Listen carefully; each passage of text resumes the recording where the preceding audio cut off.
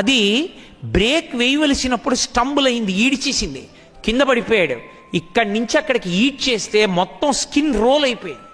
ఇక్కడి నుంచి స్కిన్ అంతా కూడా తుడిచేసింది రోడ్డు. ఆ అబ్బాయికి అంత మచ్చ పడిపోతే చూడ్డానికి పరమ భయంకరంగా అయిపోతాడు. దాని మీద తిత్తులు పుడతాయి పిల్లాడు కాబట్టి. పెద్దవాడైనప్పుడు రక్తం అంగీకరించకపోతే తరువాతి కాలంలో తిత్తుల్లో వస్తాయని చెప్పారు డాక్టర్లు.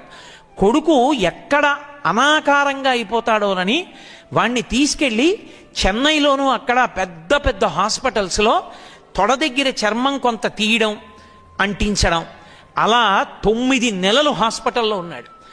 ఆఫీస్ కూడా రీఎంబర్స్మెంట్ ఒక స్టేజ్ దాటి చేయడానికి అంగీకరించలేదు.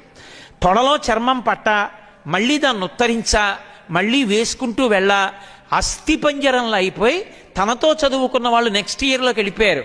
ఈ పిల్లవాడు గట్టిగా చదువుకోవడానికి